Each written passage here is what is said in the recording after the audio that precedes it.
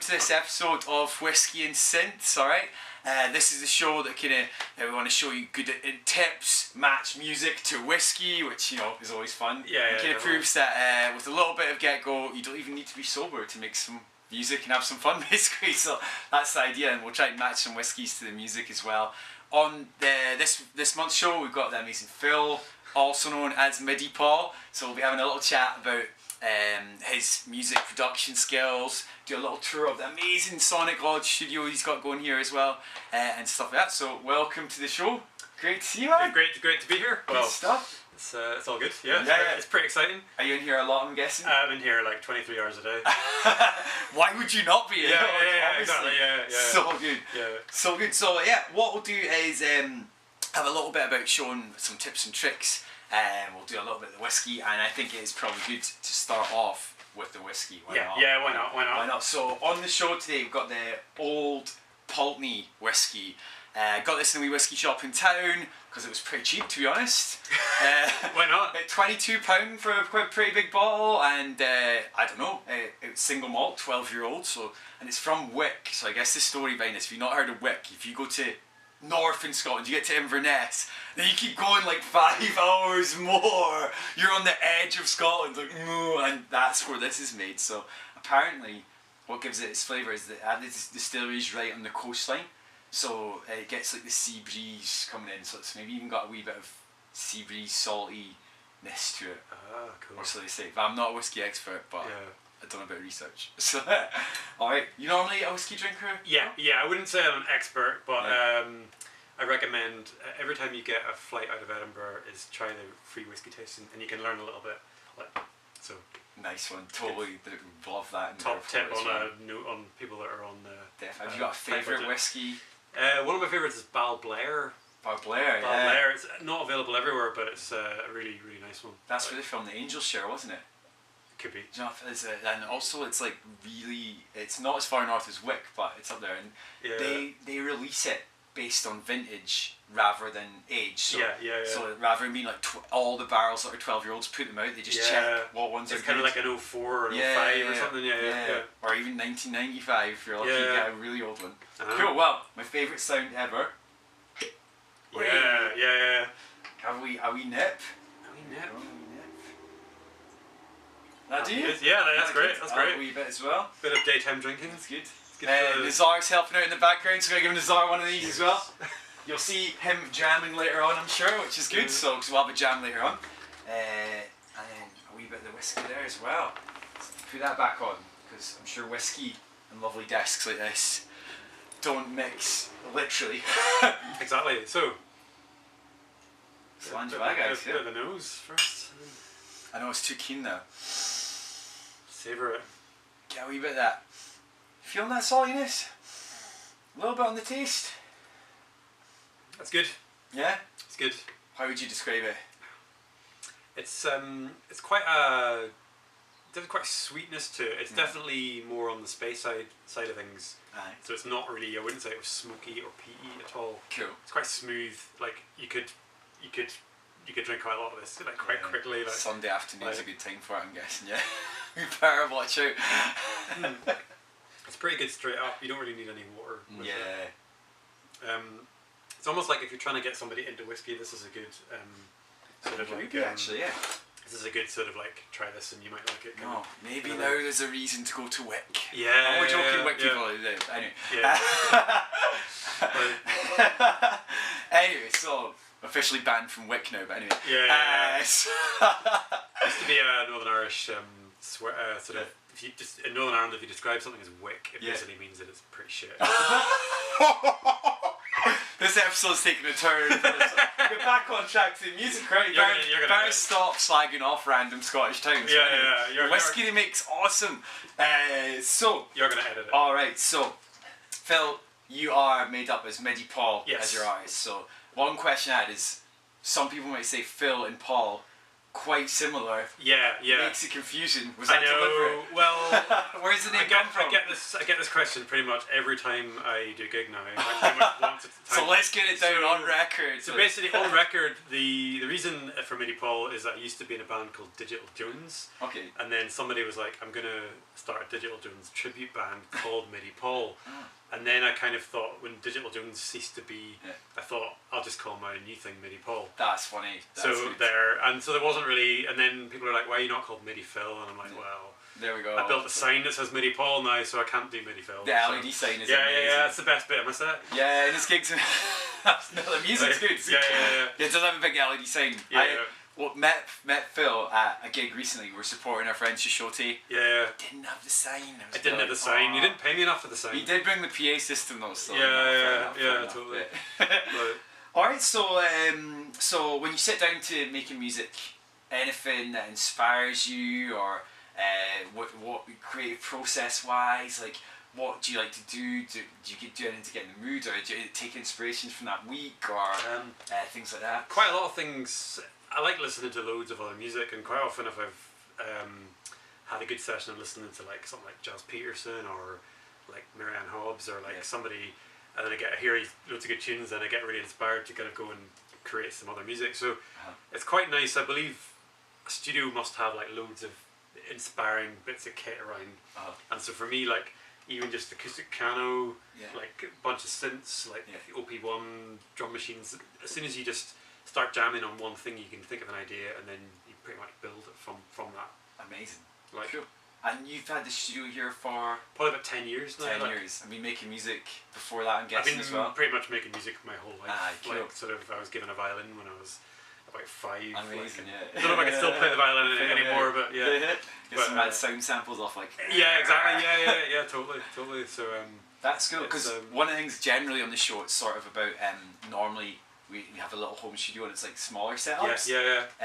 But it just shows you it's good to get started with maybe 1-2 bits a year, and then who knows, you might have something like this one day. You can do so much with a laptop and a sound card and a MIDI keyboard, and then do loads of stuff with that. Like all the rest of the gear is just for show. So it's funny. And you know, if you've collected it over years, it's worth it. Exactly. Worth pulling in the hours working in the shops or whatever you do to get something less amazing. Crack. That as well. So that's the secret. So we'll do a big tour today, but in the jam with Phil and Nazar, we'll probably just focus on one bit of the kit in the jam. One thing we always ask our guests is there anything that's happened in the last week or so or month that you're kind of happy to share, like an experience or someone in the street or anything that we can use to sort of inform our jam today, like maybe get a bit of a vibe for it? Well, I managed to score myself a really nice Revox 1/4-inch tape machine. And on the way to Edinburgh, the tape machine was in the van, and basically a big massive guitar cab managed to land right on top of it. So I think that it is sort of in a bit of a sorry state at the minute, but it's going to be, I'm pretty confident it's going to be fixed. It's going to be, I took it all apart yesterday, and it looks like it's going to be sortable, so I can basically master people's music to lovely tape, and sort of you get the nice qualities of tape to nice. That would be amazing. So that's amazing. It's kind of a sad story, but it's hopefully a happy ending to it as well. That's cool. Well, our sister label Tonic Note Records has got a cassette coming out. 5 synth tracks. And we need to talk later about the mastering. Okay, cool. So that had Phil in mind, so he did such a good job on Shishote's last one. So so use that as a bit of inspiration. Maybe start dark, end happy. So totally. So well, thanks for that. No worries. We'll get down to a bit of a jam session. We'll have a wrap up interview later. Then we'll do a bit of a studio tour as well as a bonus thing this episode. Awesome. Cool. Great stuff. All right. Cool. Thanks.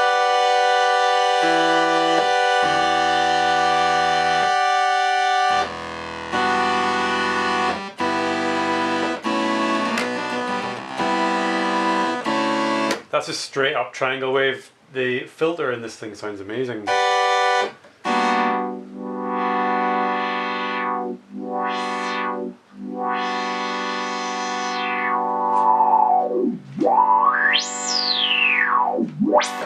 you can get like really nice pads, then you can add in maybe some chorus.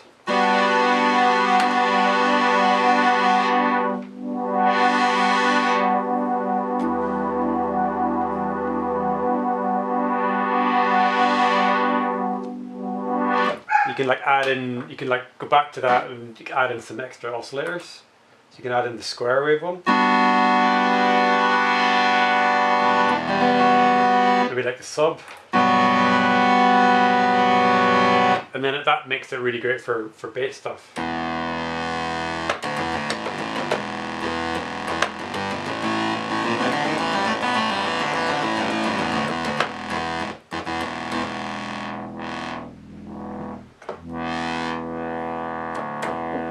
Add a bit of chorus to that again.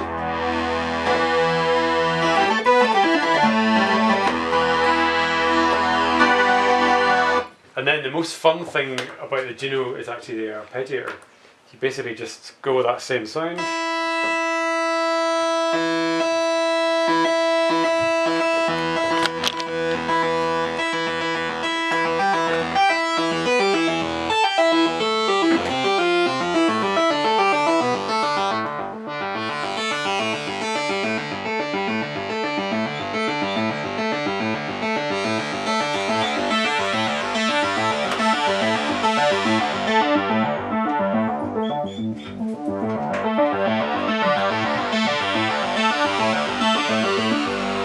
So you get the idea. This is the reason I like the Juno 6 was because it's literally got no Midi, it's got no presets. You literally have to just dial the sound in as and when you want it, and it's actually a really simple synth to kind of get your head around. You can sort of do things like you can have a pad like that, then you can dial in a bit of filter on the LFO.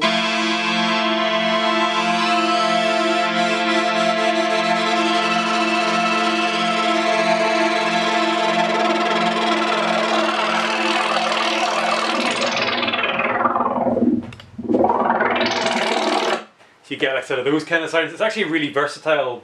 It's really simple synth, but it's actually like really versatile and you can do tons with it. So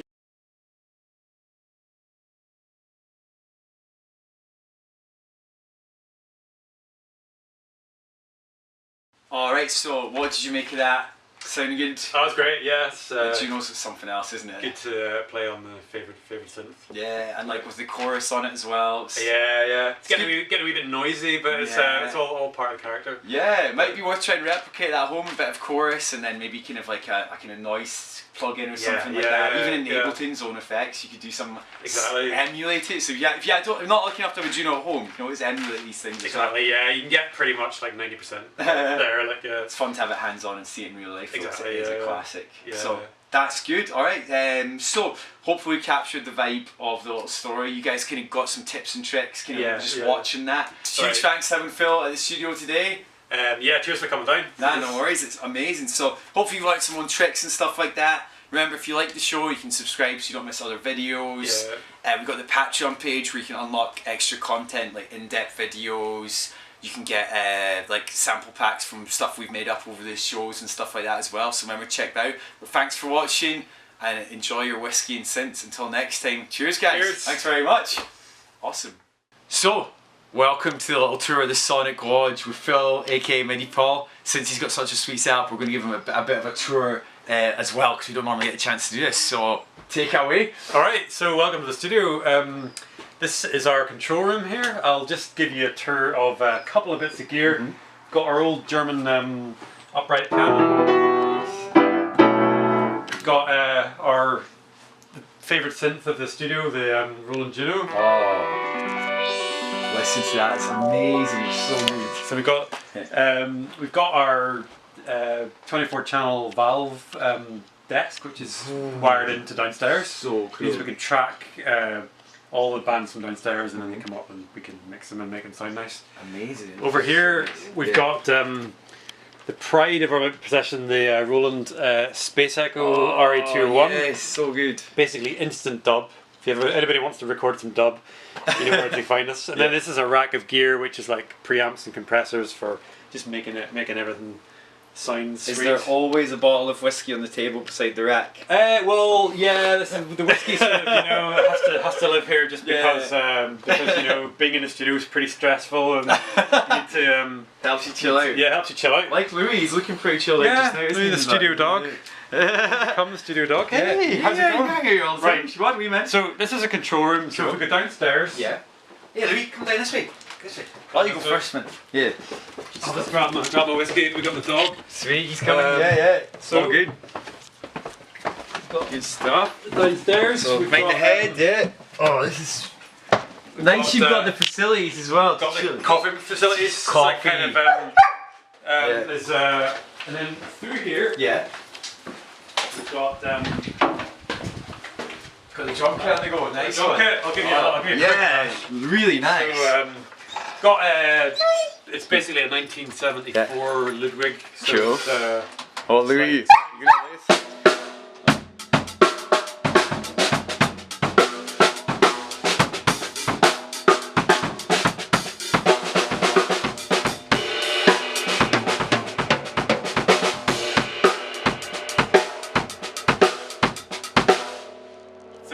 Sick. Amazing, yeah. So good.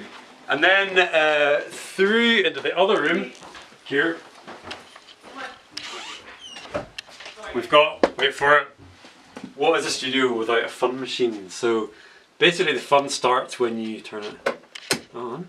Ooh, it lights up. And then we've got all sorts of ultra realistic sounds. So obviously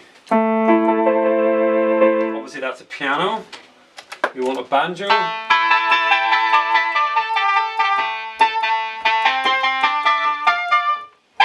So this obviously sounds exactly like a banjo. So then if you can add a bit of